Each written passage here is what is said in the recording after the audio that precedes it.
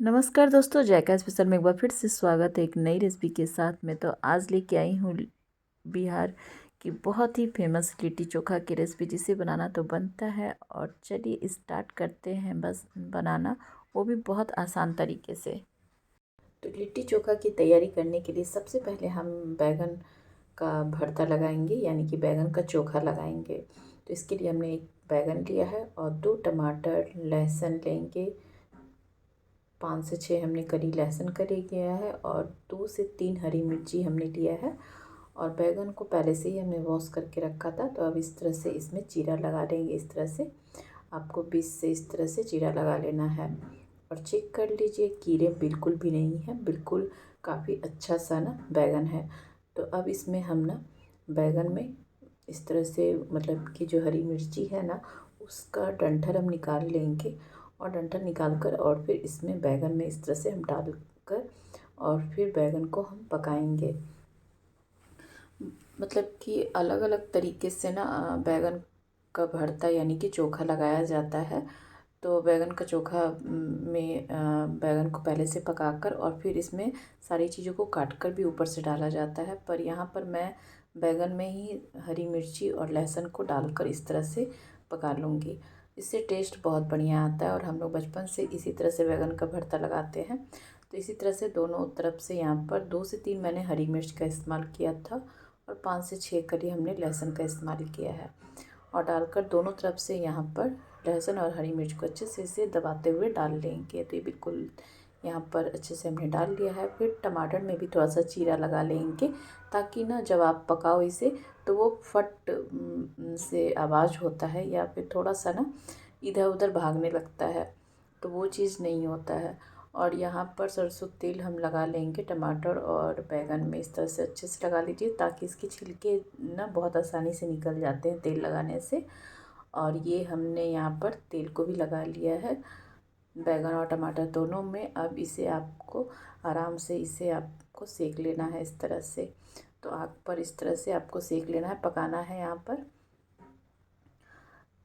और बीच बीच में ना अलट पलट करते हुए रहिएगा, क्योंकि ये ना बहुत अच्छा सा इस तरह से पकता है और इसका टेस्ट बहुत ही बढ़िया आता है। इस तरह से जब बैगन टमाटर बनकर मतलब तैयार होगा पक कर, तब तक जब तक बैगन टमाटर पक रहा है तब तक यहाँ पे आटा लगा ले रही हूँ।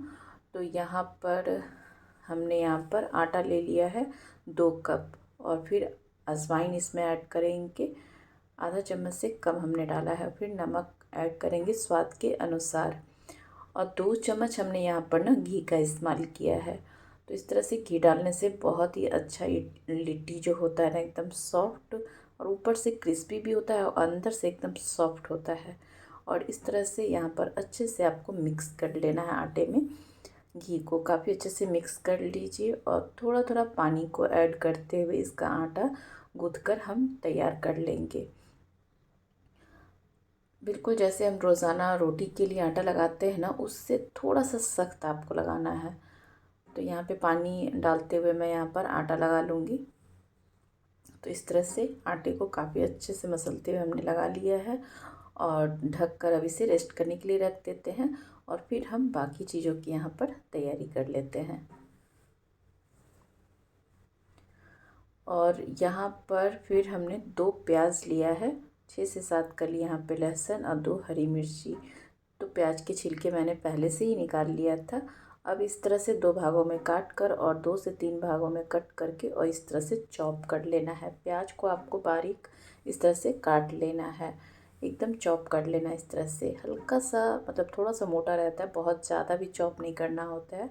और इस तरह से बीच से कट लगाते हुए आपको चॉप कर लेना है। मतलब बहुत अच्छे से प्याज कट जाता है। और यहाँ पे जैसा कि मैं बताई कि 2 प्याज का हमने इस्तेमाल किया है और 6 से 7 कली हमने लहसुन का लिया है, इसे भी आपको अच्छे से बारीक काट लेना है। और 2 हमने हरी मिर्च का इस्तेमाल किया है। तो मिर्च का इस्तेमाल आप अपने हिसाब से भी कर सकते हो। तो आज की रेसिपी पसंद आई होगी तो एक लाइक और कमेंट ज़रूर कर लीजिएगा। तो यहाँ पर हमने हरी मिर्च को भी काट लिया है और एक छोटा टुकड़ा हमने यहाँ पे अदरक का ले लिया है।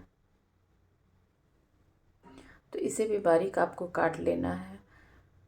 तो बहुत ही टेस्टी इस तरह से लिट्टी घर पे ही ना बना सकते हो आप, वो भी बिना किसी झंझट के। अपने बस गैस चूल्हे का इस्तेमाल करना है और बहुत जल्दी फटाफट ये बनकर तैयार होगा। कोई गोईठे या कोयले लकड़ी का कोई भी इस्तेमाल इसमें नहीं करना है लिट्टी पकाते समय में। तो सारी चीज़ें हमारी तो कट गई अच्छे से। अब यहाँ पे 2 कटोरी हमने ना सत्तू का इस्तेमाल किया है।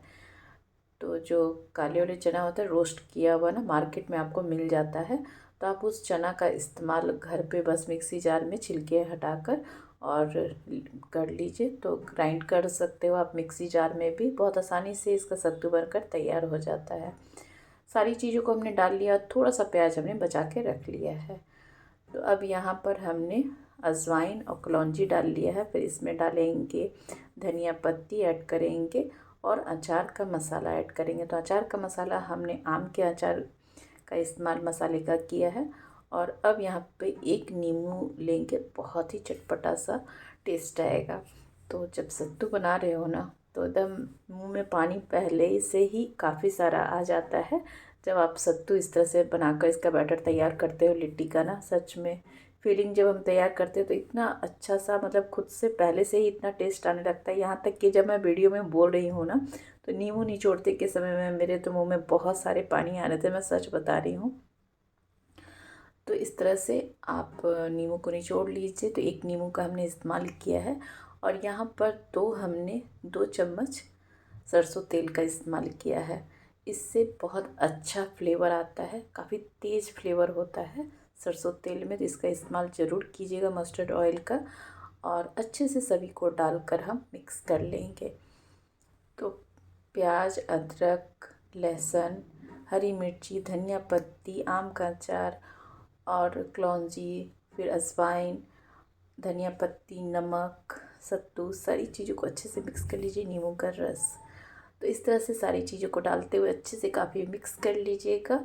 और ये हमारा फिलिंग भी लिट्टी का बनकर तैयार है। बिल्कुल भी देख सकते हैं कितना अच्छा दिख रहा है ना, एकदम कलर भी इसका चेंज हो जाता है। तब तक यहाँ पर बैगन देख लेती हूँ। तो बैगन तो काफ़ी ज़्यादा ही पक गया है। सारी चीज़ों की तैयारी करने के चक्कर में मैं भूल गई थी। तो बैगन बहुत ज़्यादा पक गया है, कोई बात नहीं। तो इसके छिलके भी निकाल के आपको दिखाती हूँ। तो बैगन टमाटर दोनों काफ़ी अच्छे से पक गए हैं। थोड़ा सा ठंडा कर लीजिए। और ठंडा करने के बाद में आपको यहाँ पर इसके छिलके को निकालना है। उसके लिए थोड़ा सा 1 कटोरी में पानी ले लीजिए और हाथों को डिप कीजिए और इस तरह से इसको पकड़िए और फिर इसके छिलके को फटाफट निकाल लीजिए। क्योंकि हमने पहले से ही तेल लगा के रखा है, तो ये बहुत जल्दी आसानी से ये निकल भी जाता है। और हाथ जो होते हैं ना, वो थोड़े से चिपकने लगते हैं छिलके। तो इस तरह से आप पानी को हाथों में डिप करते हुए आप जब छिलके निकालोगे तो जल्दी से निकलता भी है और साथ में थोड़ा सा गर्म रहता है ना, तो थोड़ा सा आपके उंगलियों को भी आराम मिल जाता है छिलके को निकालने में। तो आप जब लिट्टी चोखा बनाते हो तो किस तरह का आप भरता बनाते हो, यानी कि चोखा बनाते हो लिट्टी के साथ में, तो मुझे कमेंट करके ज़रूर बताइएगा। तो इस तरह से सारे छिलके यहाँ पर बैगन और टमाटर का हम निकाल लेंगे। और यहाँ पर अब इसे अब 1 कटोरी लेंगे और लेकर और फिर बैगन और टमाटर को अच्छे से हम इसमें मैश करेंगे। तो ये काफ़ी अच्छे से यहाँ पे देख सकते हैं कि ये बिल्कुल भी पका हुआ है एकदम। और मिर्च, लहसुन, जो भी सारी चीज़ें ना काफ़ी अच्छे से पक गए हैं। और यहाँ पे टमाटर को भी डाल लेंगे। अब अच्छे से हाथों से मैं मैश कर लूँगी। आप मैशर का भी इस्तेमाल कर सकते हो, पर मैंने यहाँ पर हाथों से ही मैश किया है। और थोड़े से छिलके में रह गए थे बैगन, तो मैंने उसे भी अच्छे से निकाल लिया है बैगन को।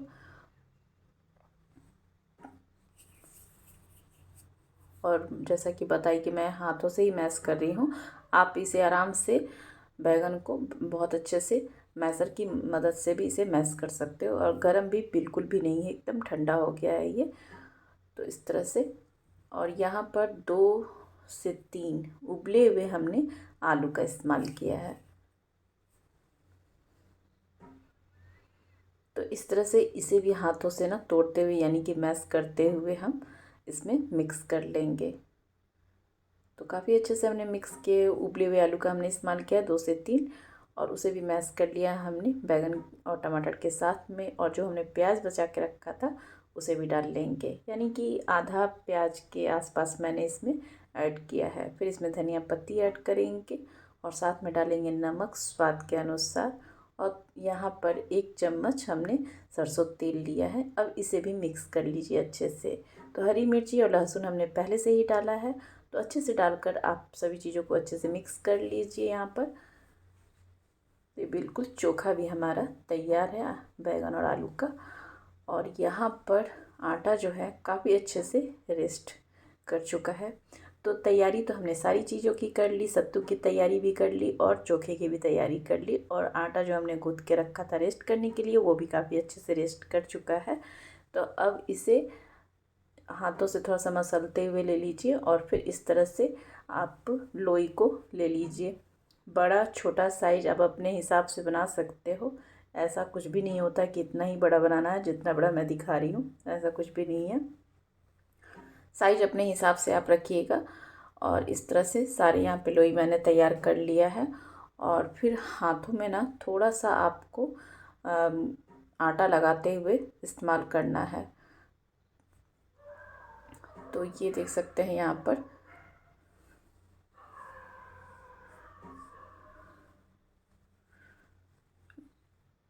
तो इस तरह से गोल गोल करते हुए ना मैंने थोड़ा सा चिकना ऐसे कर लिया है।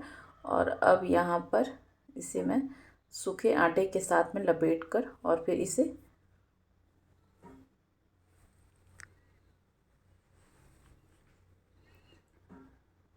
अब इस तरह से कटोरी की तरह इसे आपको बना लेना है।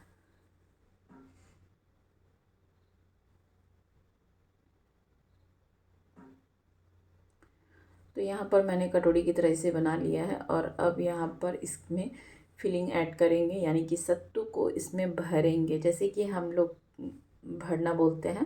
तो इस तरह से अच्छे से 2 चम्मच मतलब भर कर ना हमने सत्तू का इस्तेमाल किया है स्टफिंग के लिए। तो अच्छे से सत्तू को इसमें डालकर इस तरह से हल्का सा दबा दीजिए और चारों तरफ से उठाते हुए आपको इस तरह से इसे लॉक कर लेना है। बहुत अच्छे से ये लॉक हो जाता है। बहुत ज़्यादा भी फिलिंग भरने से ये फट जाएगा। तो इस तरह से साइज के अनुसार आप फिलिंग को भरिए, उसमें सत्तू को भरिए, स्टफ़ कीजिए इसमें। और ये हल्के हल्के हाथों से इस तरह से गोल गोल घुमाते हुए आपको तैयार कर लेना है लिट्टी को। बहुत ज़्यादा इसे चपटा नहीं करना है, क्योंकि जब हम पकाएंगे ना तो ऑलरेडी वो थोड़ा सा फ्लैट हो जाएगा। तो इसी तरह से दूसरा भी आपको आटे में, सूखे आटे में लपेटते हुए और आपको यहाँ पे कटोरी की तरह इसे बेल ले, मतलब कि इस तरह से तैयार कर लेना है। और फिर इसमें भी फिलिंग भर लीजिए, यानी कि सत्तू को स्टफ़ कीजिए, फिर लॉक कीजिए और बिल्कुल ये तैयार हो जाएगा। तो इसी तरह से सारे आपको लिट्टी को तैयार कर लेना है। तो बिहार यूपी की बहुत ही फेमस लिट्टी चोखा की रेसिपी है, जो सभी को बहुत ही पसंद होता है खाना, और इसे बनाना बहुत आसान है, वो भी घर पर। जैसा कि मैं बताई, ना गोईठे का झंझट, ना ही है इसमें कोई लकड़ी चूल्हा, कुछ भी ऐसा कुछ नहीं करना। बस आपका जो गैस है ना, और घर के चीज़ों पे ही आराम से इसे आप पकाकर तैयार कर सकते हो। तो यहाँ पर हमने इसे पकाने के लिए ले लिया है कुकर। कुकर में अब हमने घी से ग्रीस कर लिया है और जितनी भी लिट्टी हमने तैयार किया था ना, सबको यहाँ पर हमने डाल लिया है। तो मीडियम टू फ्लेम पे आपको इसे मतलब कि पकाना है। तो यहाँ पर सबसे पहले जो सीटी होता है ना कुकर का ढक्कन में, वो निकाल लेना है, रबड़ निकाल के हटा लेना है आपको, सीटी नहीं लगाना है। 10 मिनट के बाद यहाँ पे मैंने चेक कर लिया है। तो यहाँ पे देख सकते हैं इसका कलर बिल्कुल चेंज दिख रहा है ना। इसी तरह से आपको यहाँ पर अलटते पलटते हुए चेक कर लेना है। तो ये देख सकते हैं कलर कितना अच्छा दिख रहा है ना, एकदम कलर चेंज हो गया है और साथ में ये पकना स्टार्ट हो गया है। तो इस तरह से आपको बेक करना है, तो बहुत अच्छे से ये पक जाता है। और हर 10-10 मिनट पे आपको इसे बेक करना है। 30 से 40 मिनट के आसपास ये लग जाता है पकने में, बेक होने में। लेकिन हाँ, लिट्टी बहुत ही अच्छा बनकर तैयार होता है। और आप देख भी सकते हैं कि कितने अच्छे से पक गया है, अब एकदम परफेक्ट है। इसे चेक करने का जो सही तरीका होता है आपका लिट्टी में ना, ये देखिए कितना अच्छे से ना क्रैक्स आ गए हैं। तो ये परफेक्ट पककर तैयार होता है, यानी कि हल्का फटा फटा दिखता है, देखिए एकदम इस तरह से। और यहाँ पहले से ही मैंने घी को तैयार रखा है, यानी कि लिट्टी पकी और बस फटाफट इसे घी में डुबाकर इस तरह से आप 1 से 2 मिनट रखिए या तुरंत इस तरह से डुबाइए और खाइए। मनपसंद तरीके से आप इसे सर्व कीजिए। तो ये हमारा बैगन आलू का चोखा यहाँ पर तैयार है और प्याज, हरी मिर्ची और हरी चटनी के साथ हमने इसे सर्व किया है। और ये हमारा एकदम गर्मा गर्म लिट्टी घर पर वो भी बनकर तैयार है, वो भी बहुत ही आसान तरीके से। तो इस तरह से कुकर में जो लिट्टी बनकर तैयार होता है ना, बहुत आसान भी होता है बनाना और झटपट से बनकर तैयार होता है। तो घर पे बहुत किसी भी झंझट की ज़रूरत नहीं है, बस कुकर है, बस फटाफट बना लीजिए लिट्टी। और एक साउंड भी आपको सुनने मिल गई होगी, तो बनी है ना बहुत ही ज़बरदस्त लिट्टी। तो आप इसे कब ट्राई कर रहे हो और ट्राई किया आपने तो कमेंट बॉक्स में मुझे ज़रूर बताइएगा कि आपकी लिट्टी और चोखा कैसी बनी। तो हमारी तो बहुत ही मस्त और बहुत टेस्टी बनी है, सच में एकदम लाजवाब। और इसका लुक भी देखकर आपको लग ही रहा होगा। फिर से मिलती हूँ। Thank you, bye bye.